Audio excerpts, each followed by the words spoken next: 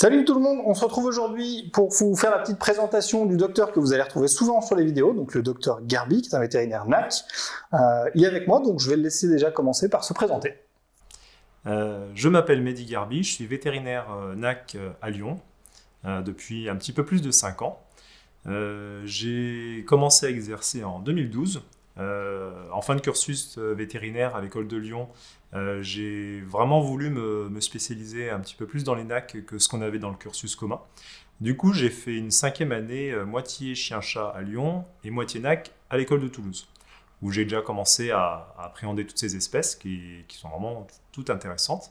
Et du coup, après, j'ai travaillé en cani pendant 1 an et demi et j'ai réalisé ensuite un an d'internat privé dans une clinique NAC qui fait quasiment que du NAC. Donc ça m'a permis vraiment de bien me développer dans ce domaine que j'aime beaucoup. Et ensuite, je suis venu à Lyon depuis 2015, depuis janvier 2015 exactement. Et du coup, l'activité NAC, qui au départ était à peu près de 50-50 pour moi, est vraiment devenue de plus en plus importante. Donc petit à petit, on arrive vraiment à se développer dans ce domaine qui est vraiment toujours plein de choses différentes, plein de particularités qui en font en tout cas pour moi un grand attrait. Et du coup, en fait, pourquoi plus particulièrement les NAC au final? Alors moi, dans les NAC, ce que j'aime, c'est vraiment tout ce qui est un petit peu différent des autres choses. C'est-à-dire que chez un lapin, on ne l'appréhende pas de la même façon qu'un chien, qu'un serpent, qu'un oiseau. Donc c'est toute cette variété, moi, qui m'attire beaucoup. Avoir toujours des connaissances à développer dans la pratique, dans la théorie, sur la gestion de ces espèces, savoir un petit peu comment elles mangent, comment elles vivent dans la nature, comment on essaie de les avoir en captivité, forcément c'est le cas puisque les gens les ont chez eux, donc toujours leur apporter un bien-être. Et puis c'est vraiment avoir des choses différentes constamment et puis pouvoir se développer dans un domaine où on a vraiment une variété qui est présente. Donc c'est toujours des petites surprises, on va dire, qu'on voit tous les jours. Et moi c'est ça qui me botte, quoi. C'est vraiment le petit exotisme, on va dire. Ok, et du coup, au niveau cursus, vous avez fait quoi exactement pour être NAC aujourd'hui? Alors pour être NAC, on a un petit peu on va dire dans le tronc commun, un petit peu de connaissances quand même qu'on apprend à l'école pendant les dernières années, on va dire, de cursus. Après, c'est vrai que c'est surtout à nous, tous ceux qui sont intéressés par ce domaine-là, de se développer un peu plus personnellement. Donc il y en a qui font des internats, des résidences pour être spécialistes. Après, il y a des formations un petit peu plus annexes qui permettent aussi d'avoir des connaissances dans ce milieu. Donc pour ma part, comme je l'ai dit, en 5e année, j'ai fait un semestre à l'école de Toulouse, à la clinique NAC et faune sauvage de l'école vétérinaire là-bas. Donc ça permet déjà d'avoir un pied dans le plat, comme on dit. Après, je passe les petits aléas, mais en gros, il y a eu l'année d'internat privé dans une clinique dans le Nord qui fait beaucoup de NAC. Donc là, c'est vraiment très intense, très instructif. C'est une année d'enrichissement permanent, en fait, où on allie la pratique, la théorie, le stress également, mais vraiment des connaissances qui sont acquises très rapidement. Et ensuite, il y a les formations qu'on fait tout le long aussi de son métier. Il faut, je pense, pas se reposer sur ses acquis. C'est un domaine qui est déjà en pleine expansion et qui se développe beaucoup, mais il y a toujours un petit peu plus d'inconnus que la médecine canine ou féline, par exemple. Et c'est vrai que les formations, moi, que j'essaie de faire, c'est un petit peu pour étayer les connaissances. Donc j'en ai fait une avec différents modules à Milan. Après, il y a des formations plus en cytologie. Il y a des choses aussi que j'aime bien développer, c'est tout l'aspect phytothérapie, apithérapie, c'est-à-dire les produits de la ruche qu'on utilise, que ce soit le miel, la propolis, la gelée royale par exemple. Donc tous ces domaines-là, j'aime bien les allier dans ma pratique de tous les jours. Et c'est vrai que dans ce domaine des NAC, il faut, je pense, avoir l'esprit assez ouvert et s'intéresser à pas mal de choses pour pouvoir appréhender ces espèces et puis essayer de les soigner du mieux qu'on peut. Ok, c'est super intéressant comme ça d'avoir un discours de vétérinaire qui se repose pas sur ses acquis, qui essaye de nouvelles techniques, de nouvelles qui hésite pas à s'ouvrir un petit peu au niveau de l'esprit et de sa pratique. Je trouve ça vraiment intéressant. Au niveau des NAC, ça représente grosso modo quelle part en fait de la clientèle? Alors pour moi actuellement, je suis à peu près à 80 à 90%, voire plus des fois de NAC. Au départ, quand j'ai commencé, j'étais à peu près à 50-50 hein, entre chien-chat et l'ENAC. Donc maintenant, avec le développement qu'on a et puis les gens qui en ont de plus en plus, c'est vrai qu'on a une clientèle qui est vraiment de plus en plus variée, avec quand même, en règle générale, beaucoup plus de petits mammifères, que ce soit des lapins, des cochons d'Inde, des rats, chinchillas, etc., plutôt que les reptiles et les oiseaux, hein, qui viennent plutôt en second plan. Mais en règle générale, oui, on a quand même beaucoup plus de personnes qui s'intéressent à ces animaux, qui sont demandeurs aussi de bons soins et puis de bons conseils. Donc on en voit de plus en plus, effectivement. Alors en parlant de médecine vétérinaire NAC, qu'est-ce qui a vraiment évolué ces dernières années en plus du comportement des gens en termes de médecine pure? On entend souvent que la médecine vétérinaire NAC est assez nouvelle. Au final, qu'est-ce qui fait que voilà, en ce moment, on a quand même une grosse poussée de technicité, etc., etc. Déjà, on appréhende l'animal vraiment d'une manière différente qu'avant. Donc déjà, l'animal est un être sensible, donc doué d'émotions, de sensations, de douleurs également. Et c'est aussi ce relationnel que les gens ont avec leur animal qui a changé, je pense. Et du coup, nous, on se doit d'apporter un service et d'apporter aussi des soins qui sont à l'auteur de leur espérance. Donc, ce qui a changé, je pense, c'est aussi beaucoup l'image qu'on a actuellement, par exemple, d'un lapin. Alors qu'il y a peut-être 40 ans, 50 ans, le lapin était considéré comme un animal plutôt à rester en cage, avec peu d'espace, avec une relation avec le propriétaire qui n'était pas forcément bien développée en fonction des cas. Donc il y a vraiment cette part-là, humaine on va dire, et de relation avec le monde animal qui est présente.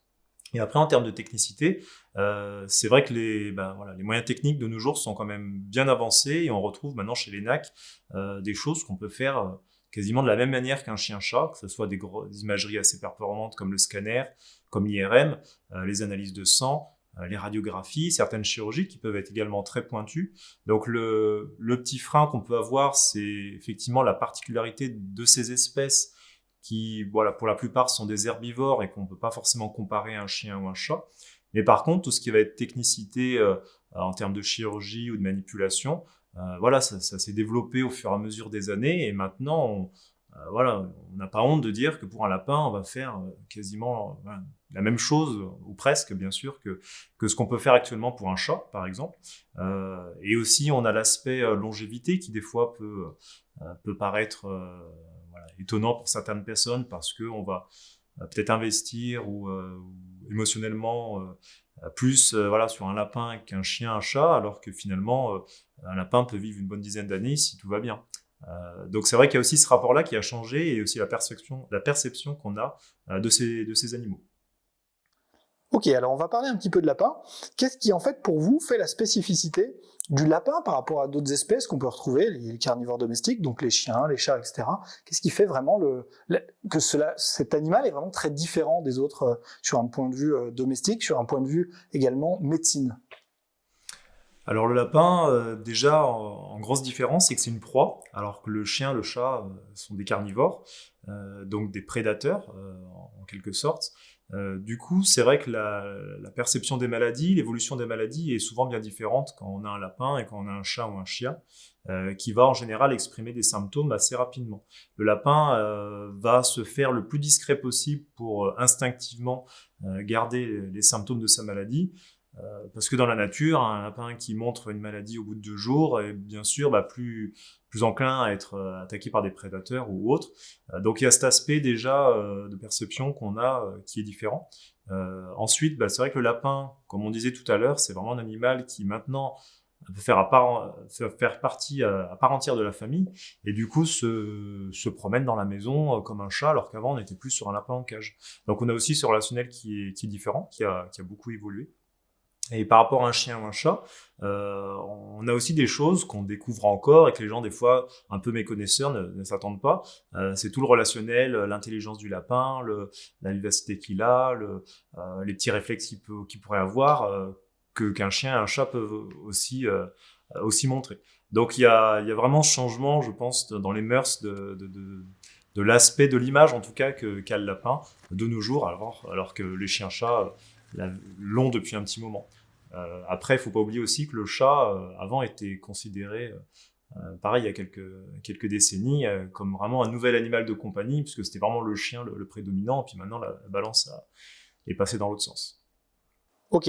Et en termes de difficultés, est-ce qu'il y a des difficultés un petit peu particulières, vous, en tant que vétérinaire NAC, est-ce qu'il y a des difficultés particulières à soigner un lapin? Est-ce que c'est plus difficile à appréhender? Est-ce que c'est plus compliqué, par exemple, dans la chirurgie, qu'un gros animal domestique comme un chien, par exemple?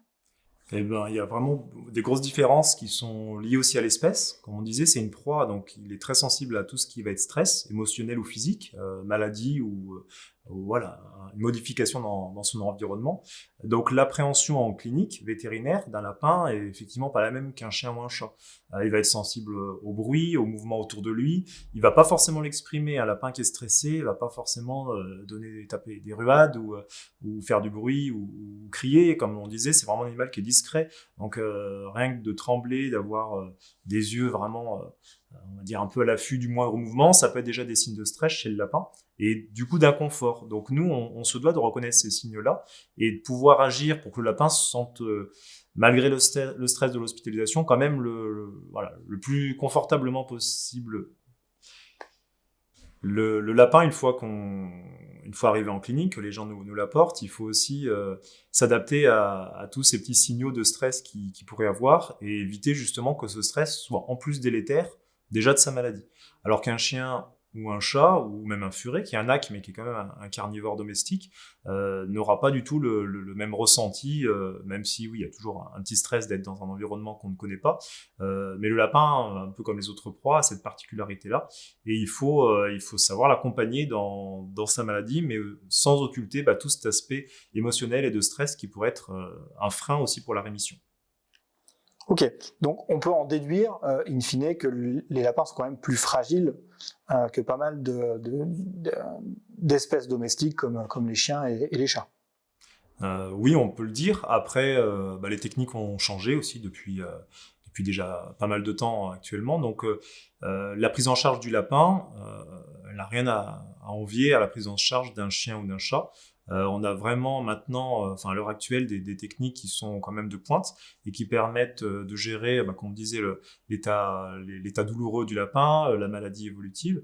Et les techniques de prise en charge sont tout aussi pointues quasiment que, même s'il y a encore des choses à découvrir, bien entendu, mais qu'un chien ou un chat. Donc la prise en charge est certes différente, mais maintenant on est vraiment bien adapté, on va dire, à ce type d'espèce-là. Et voilà, heureusement, la prise en charge est quand même normalement bien mise en œuvre. Et justement, à propos du lapin, c'est quoi, en général, les cas que vous voyez venir le plus souvent en clinique? Alors, chez le lapin, on va dire la dominante pathologique qu'on a, c'est l'arrêt du transit et l'anorexie.